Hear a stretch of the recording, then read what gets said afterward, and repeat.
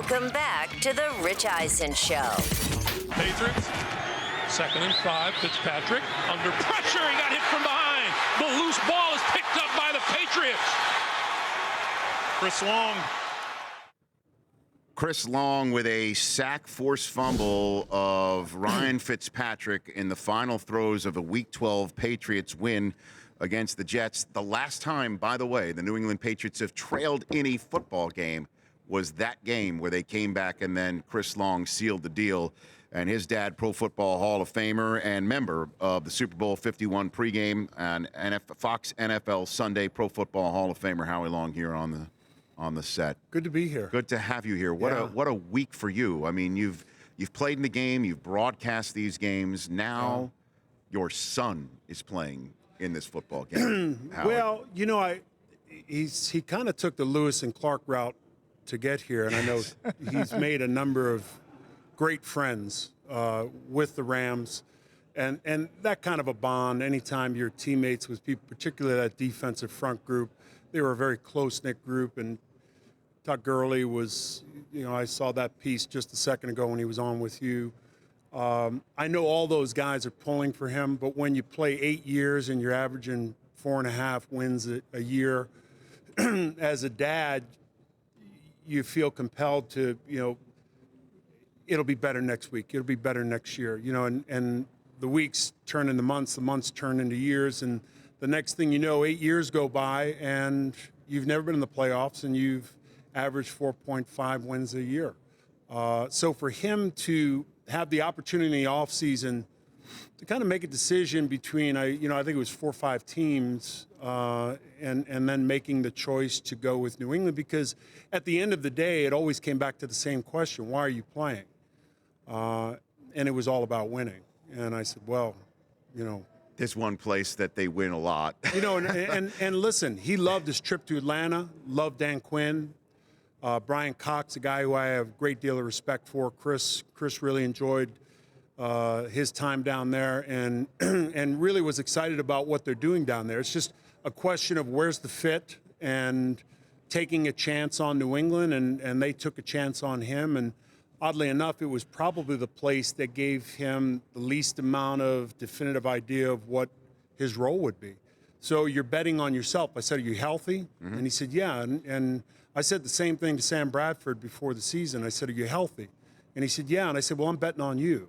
And I bet on Chris. And now here he is in the Super Bowl. Interestingly enough, the Falcons are the team that he's going to try and beat. And interestingly enough, the quarterback of that team is the guy who was chosen after him in the draft with the very next pick. It's amazing how these things work out, that the 2 and 3 overall picks of that draft are going to be and normally it's just like, well, sometimes it's quarterback versus quarterback, and those two never get on the field at the same time. This is a situation where Chris Long, your son, is going to try and get Matt Ryan down, and that could be the key to winning and losing the Super Bowl for the teammates. Well, I think when you're dealing with Atlanta, it's, you know, you've got 10 fingers and there's 11 holes in the dike.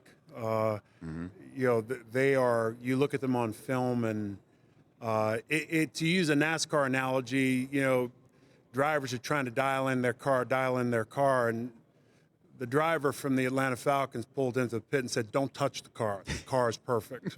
You know, Coleman, Freeman, Sanu, Gabriel, Julio Jones. When you always want to put your number one most intimidating guy off the bus first.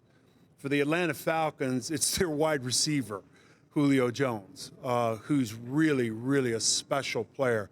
Their 2 running backs are unique, both as runners and receivers. Coleman runs routes like a wide receiver because of his background.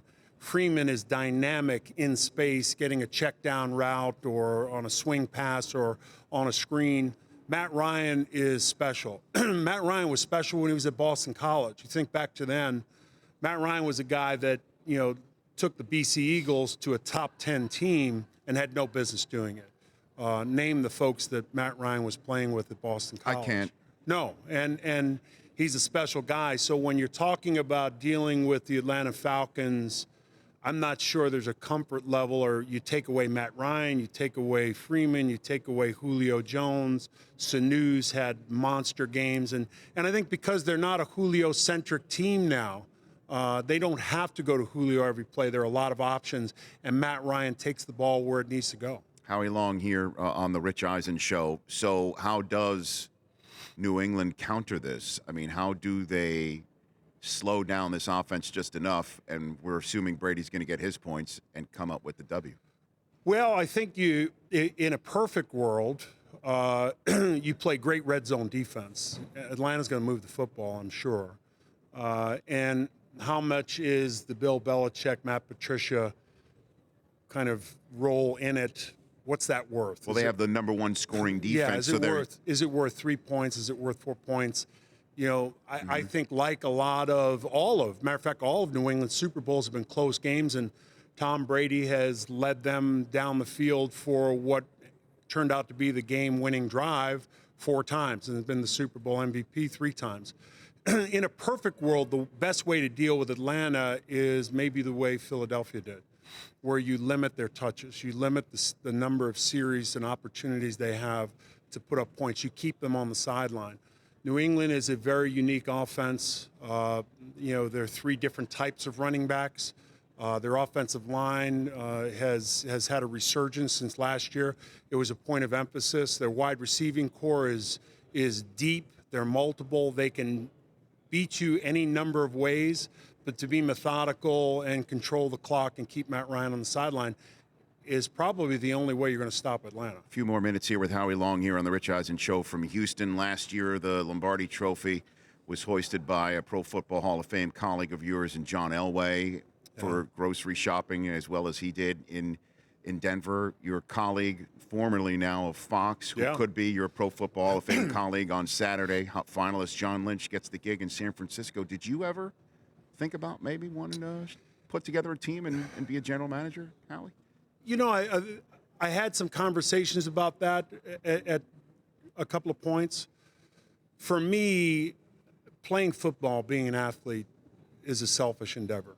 And it was one of the reasons why I went to the Pro Bowl my last year and retired. And one of the reasons why is that our son Chris was 8 years old at the time. And, I know him, but I don't really know him. I was so obsessed with what I did. It wasn't about yesterday, it was about today and tomorrow. I've got to get better. There's someone coming for me. I have to heavy lies the head that wears the crown, and you've got to be that guy every day, not just on Sunday. You got to be that guy on Wednesday in practice, Thursday in practice. You've got to prepare the injuries, the sacrifice. So it's a selfish endeavor. And when a lot of people say I'm going to quit and spend more time with my family, and they're at golf tournaments all the time. I can't remember the last golf tournament I was at. For me, it was all about family. And to have the opportunity to coach all 3 of our boys for 8 years in high school football and coach Little League baseball for 8 years, that was enough of a fulfillment for me. John is a unique guy. John's a special guy. He's, in my mind, a Hall of Famer, whether that's year 2, year 3, year 4. John Lynch is a Hall of Famer. He's a game changer. That defense was, of its generation, and that Tampa 2, and John Lynch was a big part of it. John's a smart guy. He's a well-prepared guy. He's a stamper guy like John Elway. People think, well, you got to deal with the salary cap. You got to negotiate contracts. No, there's a kid from MIT, 2 offices down from John Lynch, who does the salary cap. There's a guy that negotiates contracts. John's about evaluating talent, working hand in hand with what will probably be Kyle Shanahan. So I don't think John is reinventing the wheel, but John will be as committed a guy as you'll find. So where are the Raiders going to go now? Because it looks like Vegas is not going to be an option. Who knows? Yeah, I don't know. It looks like the money's gone. At least a large chunk of money that was supposed to be part of this plan is not going to happen. And word is the politicos in San Diego have knocked on the Raiders' door, say, why not come down here? Would you be fine with that? I think anyone who ever played in Oakland, and I started my career in Oakland before moving to L.A., and the history, the fans, the passion of that Coliseum and that town and those fans and all the historical games that were played there, the great players that, in many ways defined that era of football, would love to see that team in Oakland.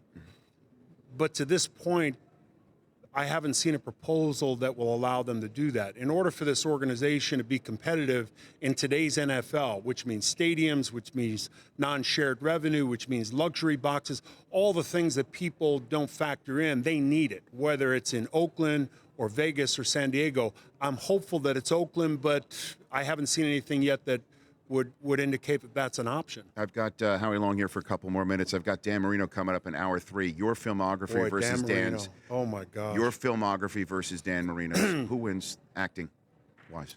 Right here. That's if that's where we're going and that's what we're banking on, we're in trouble. Two things. If I could sing, I'd drop about 40 pounds, throw some tight jeans on, and I wouldn't have had to hit anybody. And if I could act, I certainly wouldn't be here. Okay, so I'll take that as a push. And Dan, I'm sure feels that.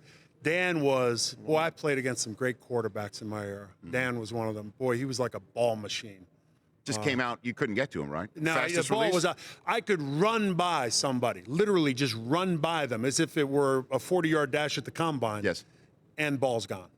Dan was great. Fastest release. You have a Broken Arrow Travolta story? Now, Broken Arrow, let me tell you something. I got a residual check from Broken Arrow the other day. It was like $430. No way.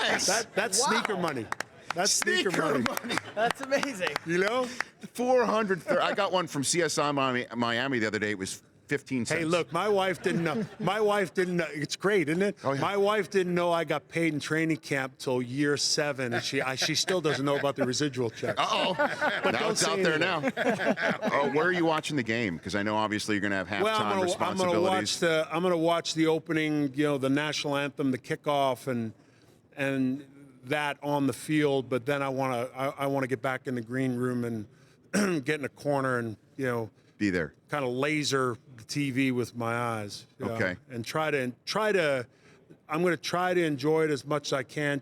Try to imagine your kids doing something like this. I can't. And he's such a month after the Super Bowl, he'll be climbing Kilimanjaro to draw attention to the waterboys.org. Yep. And they're going to build their 16th well in East Africa. He is. Football doesn't define him. He's a great man. As a parent, you teach and you teach and you teach, and then inevitably, if you're lucky, your son ends up teaching you. And I'm inspired by him. Well, have a great broadcast. Thank have a you. great day with you and your wife and your family watching Chris appreciate in it. the big game. Thanks for stopping by. As here, always, Howie. love it. Always, same here. Thank you. That's Howie Long. Check him out on Fox on Sunday. And when we come back in 60 ticks of the clock, the man who's calling Super Bowl 51, Joe Buck will be here. And The great Joe Buck. The great Joe Buck will be here, and we will ask him some of the Rich Eisen Show Super Bowl prop bets that he has in the hand that he's using a pen on the Rich Eisen Show sign-in board. Back in a minute with Joe Buck.